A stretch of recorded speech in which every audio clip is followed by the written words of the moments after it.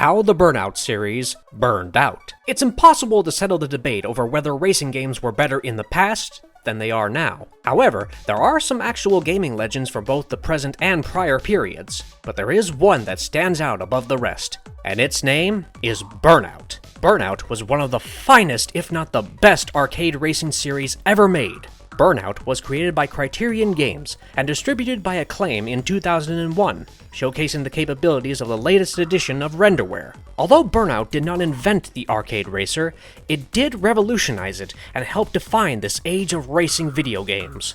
Burnout took street racing to the streets, with the vital distinction being that the automobiles and trucks from real life were still there. Burnout also facilitated the introduction of the boost system, which rewarded you with nitrous for driving wildly without colliding. Before we go into our explanation, we have a very small request. If you like our content, please support us by subscribing to our channel. This is a small click for you, but for us, it means a lot. Thank you. Let's begin. Rise of Burnout series. Burnout was designed to be an arcade-style racer, focusing on enjoyment rather than realism, as seen in series like Gran Turismo.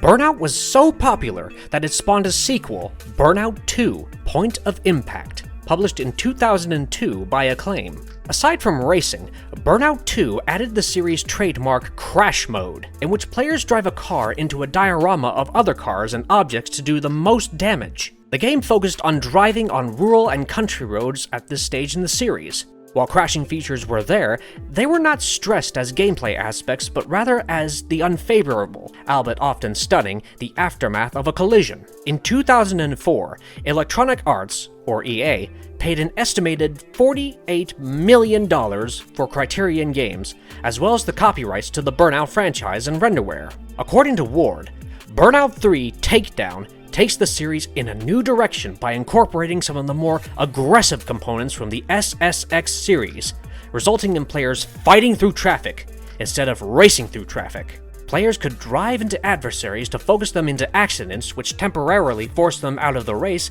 and benefited the player by delivering specific boosting effects, akin to the weaponry used in games like Mario Kart. Burnout 3 was a huge hit, selling over 2.3 million copies in the United States alone by 2006. Other Burnout games were developed by Criterion, concluding with Burnout Paradise in 2008. Ward envisioned Paradise as placing the Burnout franchise in an open environment, offering players the choice of which routes to go to accomplish races, as well as other standard game modes, but also incorporating a social component. The emphasis on dangerous driving and high speed is widely recognized in this series. The series is noted for its crash mode, which is the most noticeable feature.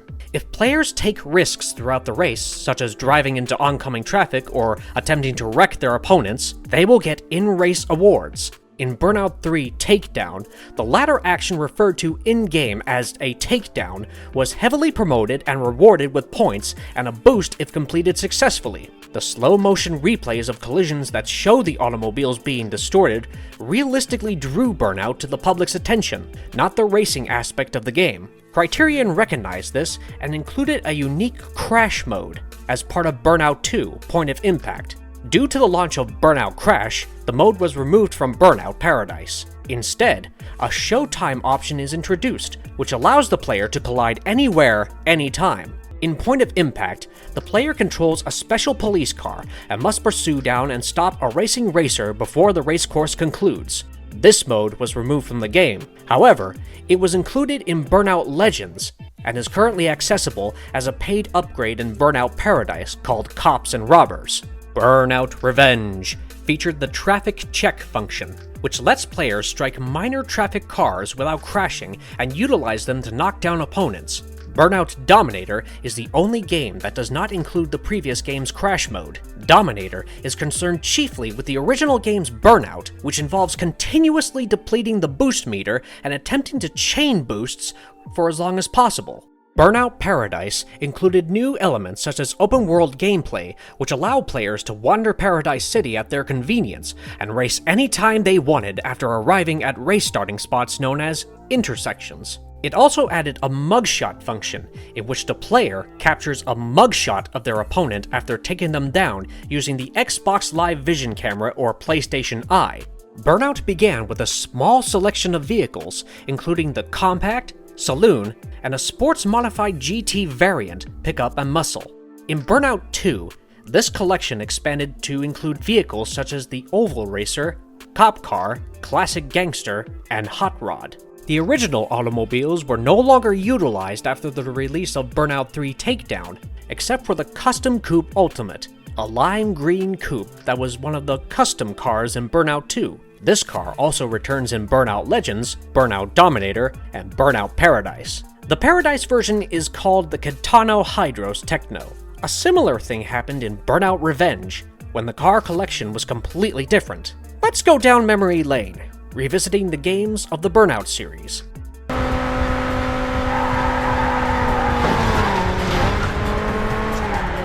Burnout.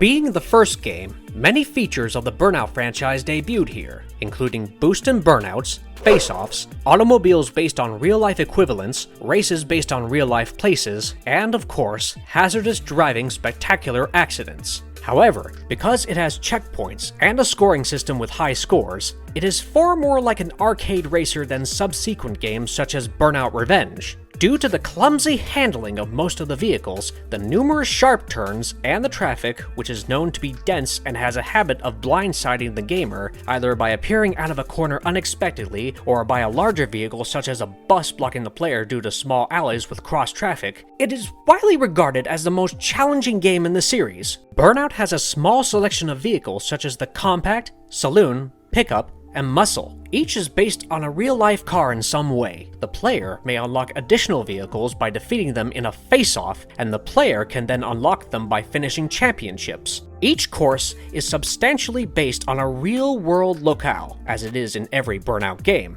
Each site is connected in sprints, a pattern that will be carried over into Burnout 2 and Burnout 3. Each place has its own set of traffic that separates one continent from the other, for example, American taxis versus European cabs, and so on, which means that one may theoretically drive from one spot to the next in seconds.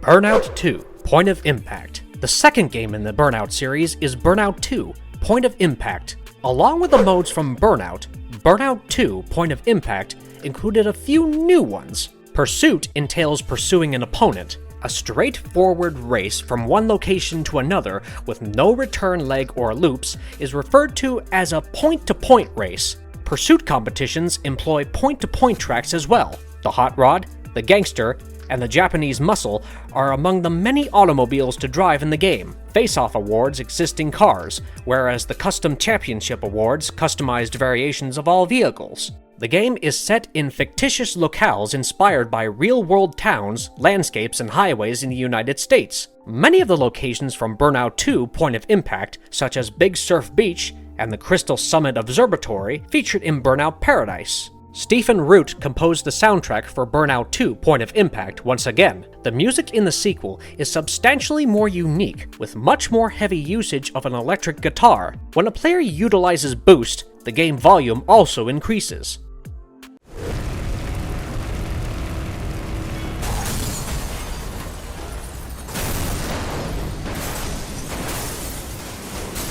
Burnout 3 Takedown.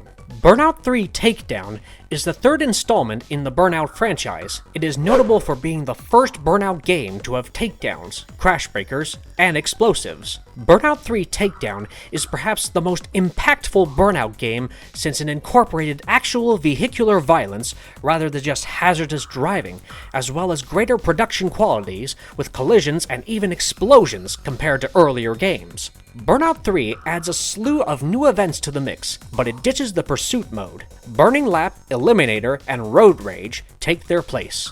The World Tour mode has replaced the Championship mode and is now divided into Race mode and Crash mode. Burnout 3 has a far more extensive car selection than its predecessors, with a total of 67 automobiles, Compact, Muscle, Coupe, Sports, Super, Special, and Heavyweights are currently the classifications for these vehicles. Each class is quicker than the one before it, except the Heavyweight class, which is designed exclusively for Crash mode.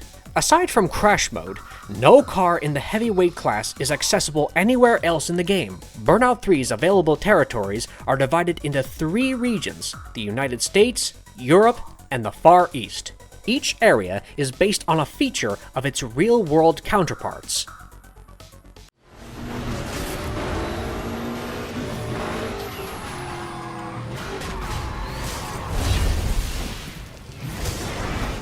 Burnout Paradise. Burnout Paradise is the 6th installment in the Burnout series, yet it is the spiritual successor to Burnout Takedown in almost every way. It's the first Burnout game to have a continuous open-world metropolis with no loading periods or online lobbies or multiplayer free burn sessions, and it's also the first Burnout game to be released on PC. Burnout Paradise contains classic Burnout events and new games such as Burning Route, Marked Man, and Stunt Run. Burnout Paradise comes with 69 stock vehicles that you may unlock through winning events. Each of these automobiles has a more powerful variant that the player may obtain by completing the Burning Route. 6 of the standard vehicles have carbon variants that differ from the original version in terms of boost type. The game also includes 7 sponsor cars to advertise the game's shops: Downtown Paradise, Silver Lake, Palm Bay Heights, Harbor Town, and White Mountain are the 5 districts where Burnout Paradise occurs. The Big Surf Island update, which is available for download, includes a new district off the coast of Paradise City.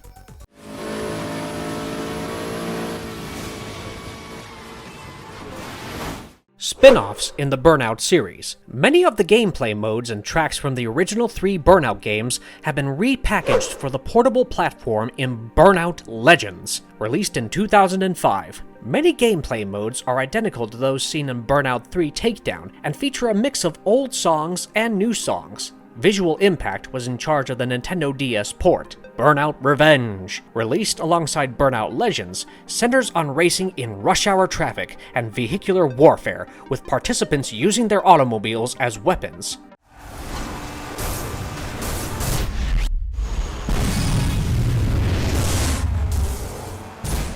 Revenge also adds new elements to the combat side of the game, such as traffic checks, vertical takedowns, a new game type, and substantial improvements to Crash Mode's gameplay. Burnout Dominator, published in 2007, is the first Burnout game not produced by Criterion Games, and the only Burnout game not to have the Crash Mode since Burnout 2 Point of Impact. Criterion was working on Burnout Paradise around the time Dominator was being created, and was planning to reintroduce the mode with a new version for the latter game.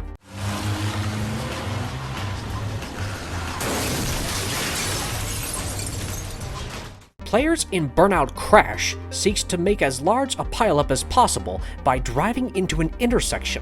Unlike previous games in the series, this game is played from a bird's eye or aerial perspective. Damage and destruction of the environment, as well as other cars, gain points. Players may compare the results to those of other players thanks to leaderboards offered by EA's Autolog service.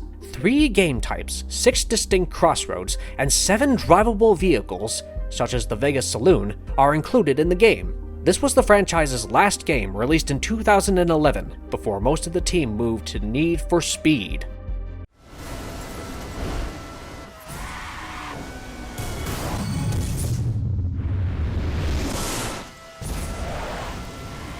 Downfall of the Burnout series. Throughout the early 2000s, vehicular destruction games were a significant component of the video game business. Twisted Metal, Sony's Demolition Derby series, was a smash hit, while offbeat games like Cell Damage and Jack X Combat Racing brought a cartoony element to automobile destruction. People lauded the Burnout series for its novel takedown system and its Crash Mode, which is based on high scores. Co-founders of Criterion, Alex Ward and Fiona Sperry, confirmed their departure in January 2014, just a few months after EA absorbed the majority of Criterion's workforce and founded Ghost Games UK. There was a time when EA fostered the Burnout series alongside Need for Speed for the intriguing titles that they were.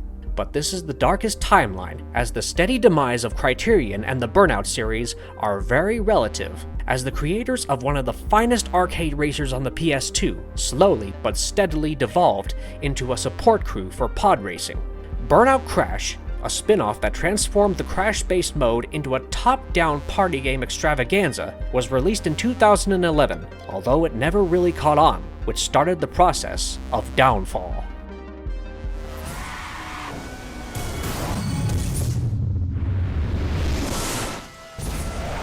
Can the Burnout series be salvaged? To the dismay of all the fans of the series there, it is very unlikely for them to have a new version of the game. Criterion, the studio behind the gaming franchise, dissolved shortly in 2014 when EA absorbed most of its workforce. EA and Criterion had a strategy in place to build a sequel to Burnout even after Ward and Sperry left to join Three Fields Entertainment. The company revealed in the summer of 2014 that it was working on a new racing game with several car types and a first-person perspective. At its E3 2014 press conference, EA showed out some early concept art and gameplay video, which sparked a lot of interest. After all, it was a new racing IP from the same team that brought us Burnout. However, nothing came of it, and EA subsequently confirmed that the project has been cancelled. And if you liked our content, don't forget to leave a like and subscribe to us if you haven't already. Have a good one and be safe. Thanks everyone.